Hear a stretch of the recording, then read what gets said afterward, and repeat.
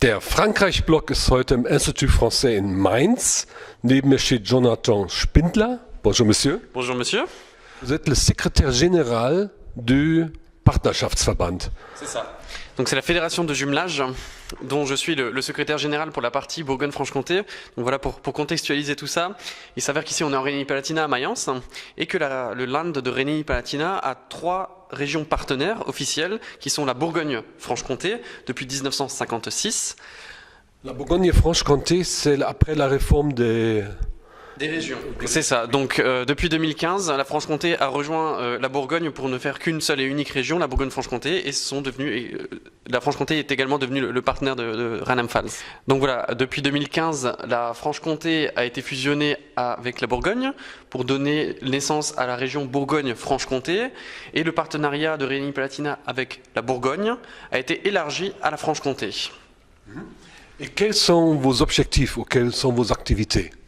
Alors, nous sommes la Dachorganisation et on apporte notre... Dachorganisation, comment on traduit ça en français? Alors, c'est bien mon problème au quotidien en tant que secrétaire général, c'est quasiment impossible de traduire Dachorganisation. L'organisation de chapeau, non, ça peut pas tant... C'est compliqué, on pourrait dire une organisation parapluie à la limite en français peut-être. Toujours est-il, on a à peu près 180 partenariats, donc des villes jumelées de Rhénanie-Palatinat avec des villes et des communes de Bourgogne et de Franche-Comté. Notre travail au quotidien avec mon équipe, apporter des soutiens à tous ces partenariats, à leur apporter une aide juridique, financière et aussi matérielle. Attendez, juridique dans quel sens? Alors, ces communes sont souvent engagées dans ces partenariats par du Ehrenamtlich, donc des gens qui font ça de façon bénévole. Donc voilà, tout ce qui touche au Datenschutz, la protection des données, Versicherungs in Ehrenanstelle, donc tout ce qui est l'assurance dans le bénévolat. Là, on peut apporter une aide juridique sur ces questions précises. Dans ce sens, vous faites du travail transfrontalier? On fait absolument un travail transfrontalier. La Bourgogne n'a pas de frontière directe avec la Rhénanie-Palatinat, mais l'idée est bien de rapprocher ces deux régions, la région allemande et la région française. Est-ce que le traité d'Aix-la-Chapelle va vous aider? Le traité d'Aix-la-Chapelle pourrait nous aider. Il faut voir maintenant en pratique comment il sera traduit en réalité, mais plusieurs articles concernent notre travail au quotidien, le développement de partenariats, le développement de projets communs entre la France et l'Allemagne, entre ces deux régions, notamment pour les jeunes, notamment avec l'Office franco-allemand pour la jeunesse. Là, on fait énormément de projets, tant sportifs que culturels, que scolaires, et j'espère que la traduction en réalité de ce traité d'Aix-la-Chapelle pourra nous aider au quotidien à encore plus développer ces belles activités, ces beaux partenariats. Ces activités concernent aussi, par exemple, la formation professionnelle, n'est-ce pas? Exactement. On fait énormément avec les universités, bien sûr, de Dijon et Mayence, mais on n'oublie pas tous les autres jeunes qui ne font pas une filière universitaire, donc les apprentis, toutes ces formations professionnelles. Nous faisons beaucoup de rencontres avec les 2 autres régions partenaires en Pologne et en République tchèque, donc la Bohémie centrale et Opole.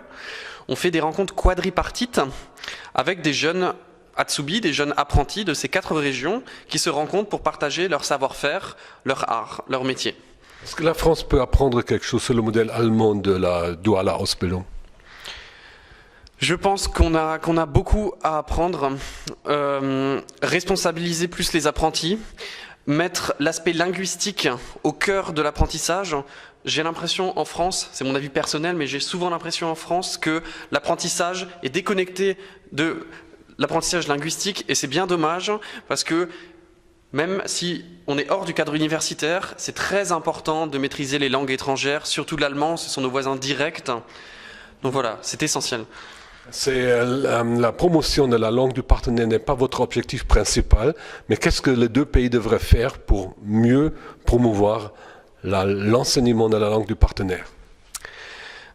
Je pense qu'il faut premièrement donner envie à ces jeunes d'apprendre la langue du partenaire.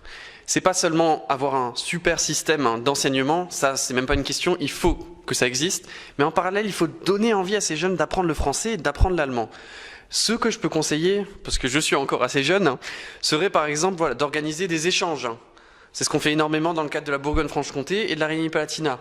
Donc voilà, des échanges où les jeunes ont l'occasion d'aller en France, de rencontrer des Français et se disent « Waouh, c'était une super expérience, la prochaine fois j'ai envie de parler encore mieux français ou encore mieux allemand pour pouvoir engager la discussion avec mon partenaire ».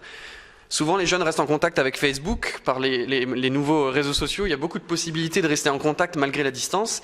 Et là, c'est vrai que connaître la langue du partenaire est une facilité et est un point très important. Cher monsieur, ouvrons une parenthèse. Vous êtes devant une classe dont la plupart souhaitent abandonner le français. Oui. Qu'est-ce que vous leur dites en allemand? Alors, bonne question. Oui. Notre blog pose toujours de bonnes questions. Je prends note. Non, alors la première chose que je ferais, c'est de leur dire laissez pendant 2 minutes ces manuels de français, oubliez votre professeur, venez avec moi en Bourgogne-Franche-Comté, venez à Dijon. Vous aimez le sport? Je vous fais rencontrer des jeunes sportifs français. Vous aimez la musique? Je vous fais rencontrer des musiciens français, etc. Et j'essaie d'organiser un petit week-end où tout le monde se rencontre. On oublie la langue, on oublie les impératifs de l'école, de devoir parfaitement parler la grammaire et la grammatique de la langue du voisin. Non, on essaie simplement d'avoir, je passe ensemble, du plaisir, et ensuite on verra s'ils ont nouveau envie ou pas d'apprendre la langue du partenaire. Racontez-moi, vous dites encore begegnen, unterstützen, beraten. Quelles autres activités avez-vous encore? Alors voilà, begegnen, c'est vraiment ces rencontres jeunes en grande partie. Unterstützen, c'est ce que je vous ai déjà présenté en début. Est-ce qu'il y a des programmes pour des jeunes? Oui, on fait des programmes d'échange pour les jeunes. Alors, on a beaucoup d'écoles qui sont partenaires, qui font des échanges linguistiques, mais pas uniquement, interculturels également. Et là, on essaye aussi de rentrer la Pologne et la République tchèque dans ces échanges. Que ce ne soit pas que du franco-allemand. Aujourd'hui, on a une Europe à 27 et demi. Il faut que ces pays d'Europe centrale soient aussi intégrés dans cette dynamique franco-allemande. Et je pense que ces deux pays, ces deux régions dans le cas de la Rhénanie-Palatinat, ont tout à fait leur rôle à jouer et leur influence à apporter, tant du point de vue linguistique que culturel. On trouve des programmes et des liens sur votre site internet? Absolument. On a le site internet et notre page Facebook. Là, vous pourrez retrouver l'ensemble de nos Aufgaben, de nos missions, mais aussi un Rückblick sur tout ce qui a été fait, et puis notre programme surtout pour l'année 2019. Tous les liens, vous trouvez dans l'article qui accompagne notre interview. Merci bien pour cet entretien.